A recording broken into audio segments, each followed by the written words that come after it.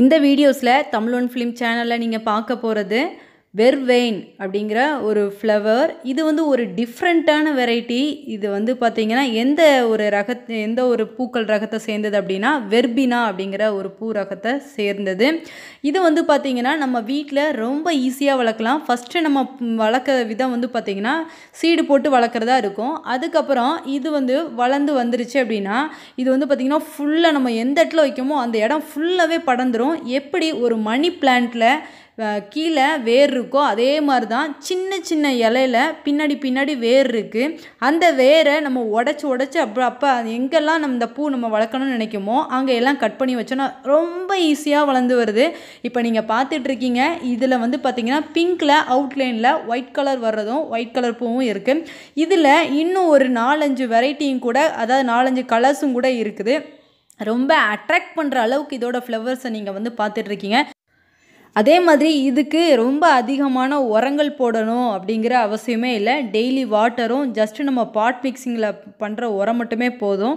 Suppose பூவோட இது வந்து நீங்கள் வந்து ரொம்ப கம்மியாக இருக்குது அப்படின்னு நினச்சிங்கன்னா எல்லாத்தையுமே நம்ம வந்து ட்ரிம் பண்ணி விட்டோன்னா மொத்தமாக தழுத்து வந்து செம்மையாக பூக்குதுங்க.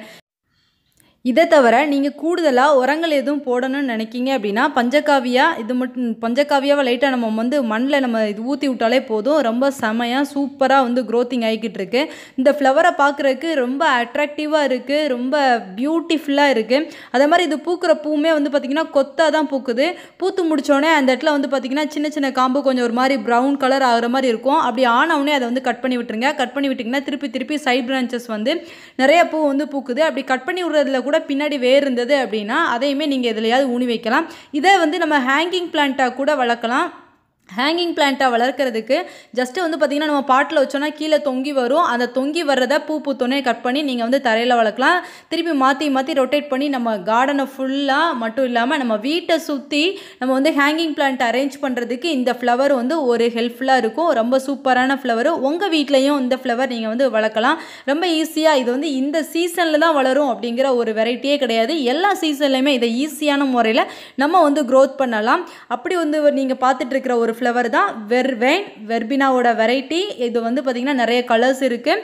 இதே போல் வீடியோஸ்க்கு நம்ம தமிழ் ஒன் ஃபிலிம் சேனலை சப்ஸ்கிரைப் பண்ணுங்கள், லைக் பண்ணுங்கள், ஷேர் பண்ணுங்கள். நம்மக்கிட்ட நிறைய வெரைட்டி சீட்ஸு, க்ரோ பேக்ஸு, காய்கறி விதைகள், பூக்களுக்குள்ள விதைகள் எல்லாமே நம்மக்கிட்ட கிடைக்கும். இதுக்கு வந்து நம்ம சேனலை சப்ஸ்கிரைப் பண்ணிவிட்டு நம்ம வாட்ஸ்அப் நம்பருக்கு கான்டாக்ட் பண்ணுங்கள். Thank you, welcome.